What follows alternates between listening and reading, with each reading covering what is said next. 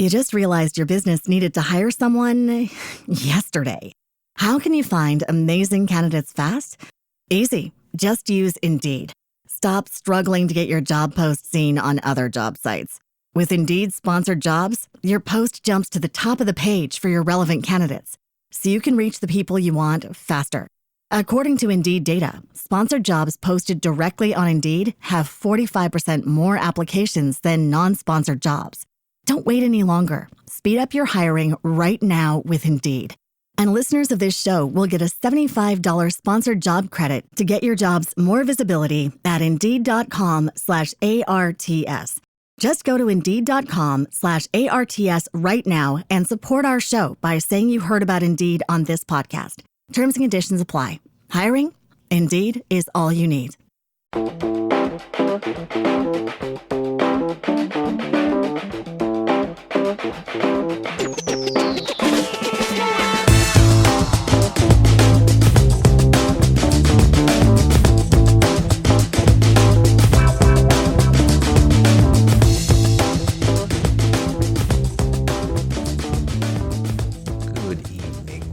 And gentlemen, it is Friday night, cold out, and yeah, I am partying it up by doing a podcast.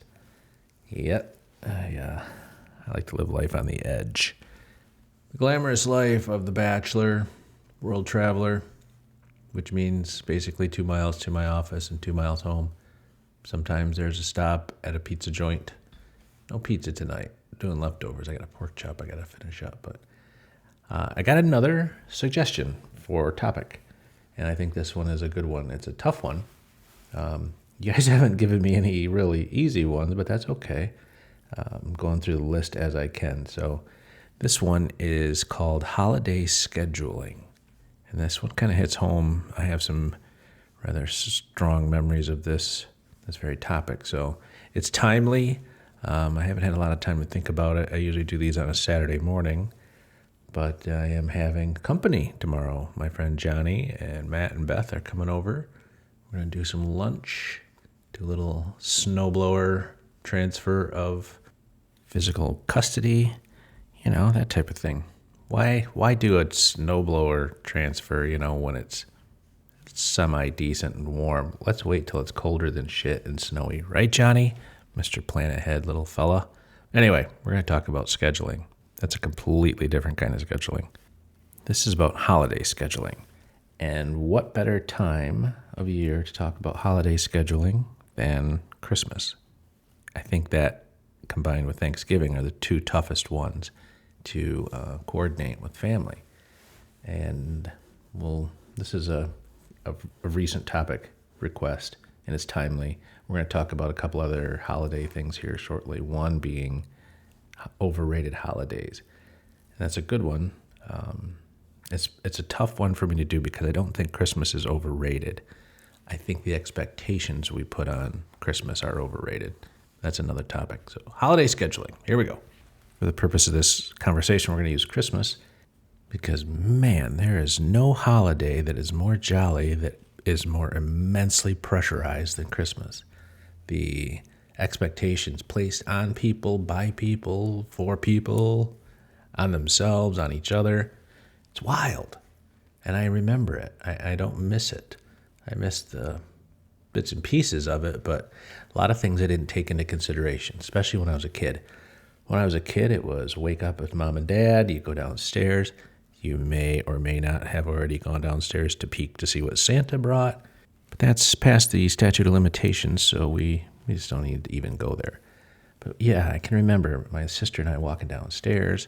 You check out the Christmas tree, and here's the Santa toys and the mom and dad toys and your stockings. And then mom and dad come down because it's 4 a.m, and they're wondering why there's a racetrack running and why there's 2 kids trying to be quiet and giggle without waking mom and dad up at 4 a.m. But you know what? Those are the good memories. That's the fun stuff. And then after that, you want to play with your toys and spend time at home and dinking around and fighting with your little sister. But then you pack up and you go to Grandpa and Grandma's house, which was always awesome because I had awesome grandparents. And to drive to Onaway, about an hour away, you're in the back seat and you're, again, fighting with your little sister about whose side is on what side. And and all the stuff that goes with the Griswold family Christmas. I mean, it was perfect. Now, what you don't know as a kid is watching mom and dad pack the food and pack your presents, because you still want to take some of your favorite stuff and you want to play with it. I mean, you're a kid. This is Santa's big day, and he showed up, always showed up. And so mom and dad have to do all these logistics, and they have to plan stuff with grandpa and grandma and what time we're going to be there, what do we need to bring. We didn't have to deal with that. We just showed up. We were the special guests. Grandpa and grandma loved to see us. They loved to see mom and dad, but man, the grandkids ruled the day. So Christmas continues. We get to play with our cousins and see grandpa and grandma, open more presents. And then, like Van Halen, we pack into the car, and the roadies, a.k.a. mom and dad, pack more stuff up, and we drive back home. We get back home, mom and dad carry us into the house, put us in bed, and then they empty the car. I mean, the amount of airlift, Berlin-style airlift that mom and dad had to do when we were little is amazing. And you don't know what's going on until you become a mom and dad yourself. Then the next phase comes along. My kids are 7 years apart, so there was a nice little spread there. But when we lived in Charlevoix, the expectation was, okay, we've got to go to my in-laws. We need to come see Dad in Alpena. That's 2 hours. How do we get all this stuff done? And what you want to do is spend that time with your kids. Let them enjoy their morning. Let them enjoy their day. It's Christmas, and man, is it something else just to watch that wonderment. And now I know the conflict mom and dad had to deal with back then, because sometimes we'd go to Minnesota to see my mom's parents. Sometimes, most of the time, it was on a way, but there was always travel, there was always logistics, and there was always pressure. And this is where some of the ugly holiday scheduling memories come in for me. I loved waking up to Christmas with my kids. It was awesome. It was just a beautiful, beautiful day, beautiful memories, good stuff. And then the other shit came along. Hey, you coming over? And Dad was never aggressive or pressurized, but he made it clear that, it should be nice to see you guys here for Christmas. And I loved going to my family home. We grew up in that house to see Dad and have Christmas there. But man, there were some other factors, and yeah, it's his girlfriend, I'll just say it. I don't give a shit anymore. She made things miserable. She just made things harder, uncomfortable. It was not a great time. And back then I was drinking, so I hated being there. I'd love to see Dad, love to be in my house, but man, it was just some awful moments. So I'd find a way to get good and shit-faced at friend's house and then let Dad down because we were late for supper, or I'd show up drunk. I just hated being there. I couldn't see past my own nose far enough to say, boy, this would be really nice if I could just eat a few hours of uncomfortable time so I'd have that time with Dad. And not just me, my wife at that time, and my kids. I mean, Dad loved them all. Couldn't do it. So that's embarrassing, but it's true. And I know other people do it because I've seen it done. I mean, I wasn't unique in the fact that I had a buzz on or got shit-faced, but the reasons are there. There's so much pressure. There's so much angst.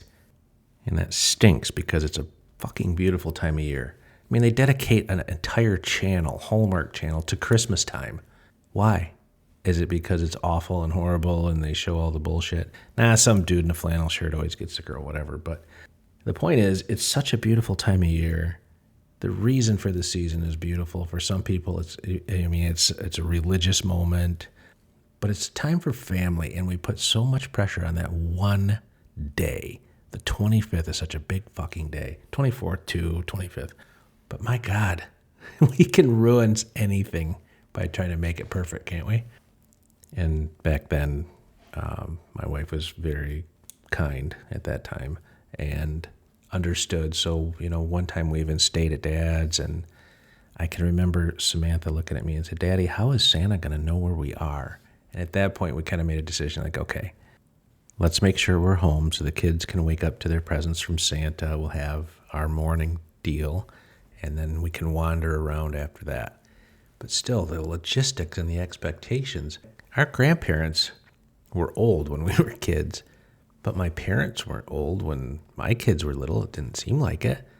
And Dad was a great driver, and he started saying, okay, you guys can come here and see the kids. Everybody's welcome. We'll do a big party. The in-laws and my dad got along great.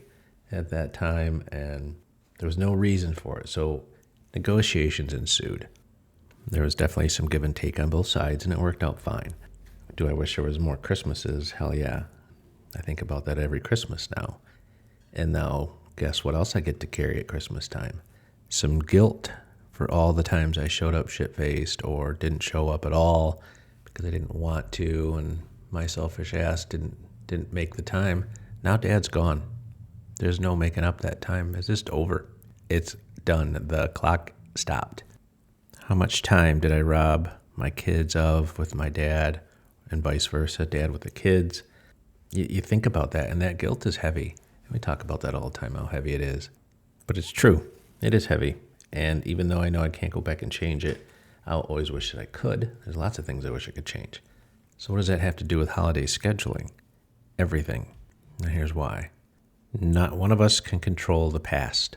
It's over. It's already written. But we can control the present and influence the future. None of us know how long we have. We just don't. We don't know how long friends and family have. Nobody knows that part. And I think some of the reason for the expectations getting higher and higher as people get older is because the line's getting shorter. Time moves on whether we want it to or not. So at that point, do we decide, hey, okay, yep, we're going to make it. We're going to go over there. We're going to spend the time, and we'll do as much as we can, and we'll split it up. Okay, got your parents, my parents. Let's do that. We'll figure out how to do this so that we get to see everybody and everybody gets to see us. We create the memories, and we spend that precious time. Time is like gold now. It's the more rare and the more scarce it becomes, the more precious and priceless it becomes. You can't put a price on time anymore because it's slipping away. People don't realize that. I'll fix this or unfuck it later. No, do it now. Now here's where you can negotiate. You got time with your parents, do that. Loved ones, family, do that. Grandparents, definitely do that. Friends that you have that, hey, we're having a Christmas party. We'd really like you to be there. It's okay to say no. Or no, thank you. Don't say no. Say no, thank you. Friends understand that stuff. It's a very compressed time of year. This whole month of December is compressed. There's a party every weekend. There's a party every Friday, Saturday. Hey, can you stop by? Can you do this? It's overwhelming. It's a lot. But they're not doing it, and we don't do it to others on purpose. It's just that fun time of year. And for whatever reason, we're going to focus on December. Dad and I used to do our Christmas parties in January because it gave everybody a break. I guess here's the trick. And it's hard to do because every one of us, at some point suffers from center of the universe-itis, but I do all the time, and I really have to work on that. Be as gracious to the people that say no thank you to our invitations, to our parties, as we want them to be to us when we say no thank you to theirs. It's easy, but it's not. We get compressed, and compression is a real thing this time of year for sure. So consider that. Consider the compression. Those people are being invited to just as many parties or events or stopovers or happy hours as you are. It's hard to see that because you're not them, but it's happening. And it's okay for them to say no. They don't mean to offend any more than we do when we say no. No, thank you. The other thing to remember is it is 100% okay to set boundaries. It is 100% healthy to set boundaries. To sit in the dark and stew, not as healthy. But everybody needs their own thing. Everybody has their limit. Everybody has what makes them happy. We can go through some discomfort, but don't suffer the discomfort to an unhealthy point. Is the discomfort of going to a friend's house in a jammed up situation where you've got lots going on, but you want to stop and say hello, is that discomfort a cold or is it deathbed pneumonia? That's what you have to decide. Once you make your decision, be at peace with it. Now, this is one more thing I'll add, and then I'll be done, because this is a long one. I have had some of the best times at some of the events that I've dreaded the most. The lead up, the anxiety, the, oh my God, this is going to be awful. It's going to be noisy and busy. And you know what? Some of those times have been, I still have the best memories. So sometimes it's a little push to yourself, and it turns out okay. So if you go into it with bad attitude, there's a damn good chance things are going to go to shit. If you go into it with a good attitude and say, hey, here's one thing I want to happen tonight. I want to see my friend. I want to see my sister. I want to see my mom. And if you accomplish that, everything else is frosting, man. And just go with it. I'll leave you with this. It is 100% okay to set your boundaries and observe them. It's also 100% okay to bend the rules a little bit, suffer a little discomfort, maybe endure a little bit of a head cold for a minute, because it might turn out to be the most healing thing you've done this year. Maybe not even just for you. Maybe for somebody else. Okay, that's all I got. I rambled and made this one as long as possible because it's Friday night and I'm bored. Well, I hope you guys had a great week. I hope this kickstarts your weekend right. Hope it doesn't start any family feuds. And I hope I don't get disinvited to the Christmas parties. Thanks for listening, everybody. Take care.